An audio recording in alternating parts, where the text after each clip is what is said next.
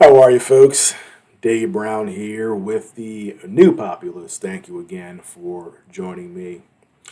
One of my biggest frustrations with our modern day society is that we have at our fingertips almost unlimited access to information. Yet, despite this, we apparently are still capable of being propagandized to an amazing level. And this war in Ukraine is a great example of this. Back in 2014, 2015, we had all these articles talking about the Azov Battalion, these neo Nazis, these hardcore nationalists in Ukraine. And then in 2022, because the war in Ukraine started, all of a sudden the mainstream media pretended like those articles didn't exist and that this was not a problem. And if you said, "Hey, wait, what about these Nazis in Ukraine?" you were called a nut job and a conspiracy theorist. And it's not just the Ukraine-Russia war. This goes everywhere. Right now, they're going after Donald Trump in Georgia for his denial of the election, despite the fact that we have on tape, go on YouTube, so many prominent Democrats denying elections, saying it was rigged. And apparently that doesn't matter. It only matters when Donald Trump does it. So we are capable here in the United States and probably Western Europe as well of being subjected to so much propaganda. And unfortunately, a good 45, 50% of the country falls for it. And it just blows my mind. Now, back to this issue of the Ukraine war. One of the people I always talk about is Victoria Nuland, the Deputy Secretary of State, and her husband, Robert Kagan, who was the co-founder of the Project for a New North American Century.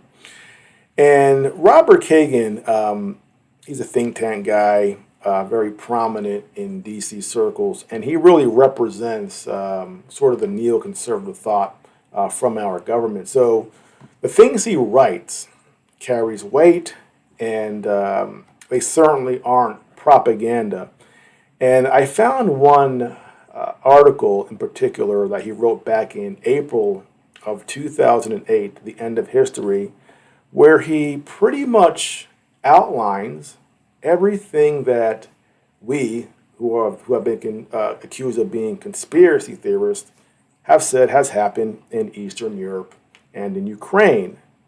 He says it very explicitly, and he's very direct about it. Yet, if I were to read his article and say it was my words, I would be called a nut job. And it's really quite a fascinating article, and I'll link to it below in the comment section or the description section. And I have to break it down in several parts because it's so interesting, and it really, again, just mirrors everything that people like myself and others have been saying about the activities of the United States government and our CIA, our NGOs, and their activities around the world undermining other countries. So one of the things that we have been told that is that the United States, the CIA, did not overthrow the government in Ukraine. We were simply there to provide help to freedom-loving people who wanted to get rid of an oppressive government. That is our line. So when people say that we were responsible for it, they get attacked. And we have this PolitiFact post from Facebook that was ruled pants on fire by PolitiFact. And this Facebook post said that President Barack Obama spent $5 billion paying Ukrainians to riot and dismantle their democratically elected government. Contrary to claims, the United States did not spend $5 billion to incite the rebellion in Ukraine. That's a distorted understanding of remarks given by State Department officials. She was referring, and this is Victoria Nuland, to money spent on democracy building programs in Ukraine since it broke off from the Soviet Union in 1991. And they said this is a pants on fire claim, disproving this post from Facebook that someone made up. And we have this accusation that we are parroting Russian talking points when we say that the U.S. was involved. Marjorie Taylor Greene parrots Russian talking point on Ukraine. Republican Representative Marjorie Taylor Greene parroted a Russian talking point with her claim that Ukraine is a country whose government only exists because the Obama State Department helped to overthrow the previous regime. Experts in foreign policy related to Russia and Ukraine called Greene's claim ludicrous and preposterous and embarrassing. Moreover, they said, Greene appears to have bought into Russian propaganda. So with this in mind, I want to read 4 paragraphs from this article from Robert Kagan from 2008 that appeared at the website of the Carnegie Endowment for International Peace. And this is sort of, ironic that it's international peace, these neocons who are starting all these wars, but this article appears here at the Endowment for International Peace. And again, the article is titled The End of History. And he writes, for all their growing wealth and influence, the 21st century autocracies remain a minority in the world. As some Chinese scholars put it, democratic liberalism became dominant after the fall of Soviet communism and is sustained by an international hierarchy dominated by the United States and its democratic allies, a U.S.-centered great power group. The Chinese and Russians feel like outliers from this exclusive and powerful clique. You Western countries, you decide the rules, you give the grades, you say, you have been a bad boy, complained one Chinese official at Davos this year.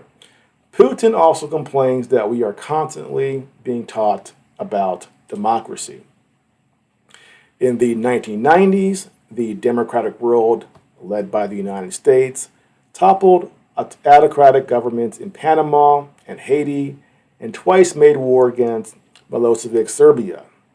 International non-governmental organizations, well funded by Western governments, trained opposition parties and supported electoral reforms in Central and Eastern Europe and in Central Asia. In 2000, internationally financed opposition forces and international election monitors finally brought down Milosevic. Within a year, he was shipped off to The Hague, and 5 years later, he was dead in prison. From 2003 to 2005, Western democratic countries and NGOs provided pro-Western and pro-democratic parties and politicians with the financing and organizational help that allowed them to topple other autocrats in Georgia, Kyrgyzstan, and Ukraine. Europeans and Americans celebrated these revolutions and saw in them the natural unfolding of humanity's destined political evolution toward liberal democracy. But leaders in Beijing and Moscow saw these events in geopolitical terms as Western-funded, CIA-inspired coups that furthered the hegemony of America and its European allies. The upheavals in Ukraine and Georgia, Dmitry Trenin notes, further poisoned the Russian-Western relationship and helped to persuade the Kremlin to complete its turnaround in foreign policy. The color revolutions worried Putin not only because they checked his regional ambitions, but also because he feared the examples of Ukraine and Georgia could be repeated in Russia. They convinced him by 2006 to control, restrict, and in some cases, close down the activities of international NGOs. Even today, he warns against the jackals in Russia, who got a crash course from foreign experts, got trained in neighboring republics, and will try here now. His worries may seem absurd or disingenuous, but they are not misplaced. In the post-Cold War era, a triumphant liberalism has sought to expand its triumph by establishing, as an international principle, the right of the international community to intervene against sovereign states that abuse the rights of their people. So he's describing Putin as being absurd or disingenuous for thinking that these well-funded international NGOs might be trying to topple his government. So he banned these NGOs in 2006. I will add, too, that China also banned these NGOs, specifically the ones run by George Soros, his Open Society. So the Open Society is banned in Russia and Georgia. And of course, the Open Society spent $300 million in Ukraine, and George Soros was given the, I think it was the Medal of Freedom by Poroshenko, I think in 2016. So I kind of find it funny that, Kagan is describing Putin as being, paranoid when he has every reason to be, because we are trying to topple his government. So we have here Lindsey Graham, and this is recent, saying this because of the war in Ukraine. Is there a Brutus in Russia? Is there a more successful Colonel Stauffenberg in the Russian military?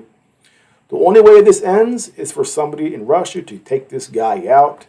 You'll be doing your country and the world a great service. So this is Lindsey Graham just outright saying, we want to kill you, Putin. We want someone to kill you to take you out. So looking over the last 15 years, is Putin right to be paranoid? Well, it seemed he would, because we are trying to topple governments that we in the liberal world think should no longer exist. And that's what we've been doing for the past 20 years in Eastern Europe and in other places. In fact, there was an article back in 2004 in The Guardian titled, U.S. Campaign Behind the Turmoil in Kiev. With their websites and stickers, their pranks and slogans aimed at banishing widespread fear of a corrupt regime, the democracy guerrillas of the Ukrainian Pora youth movement have already notched up a famous victory, whatever the outcome of the dangerous standoff in Kyiv. Ukraine, traditionally passive in its politics, has been mobilized by the young democracy activists and will never be the same again.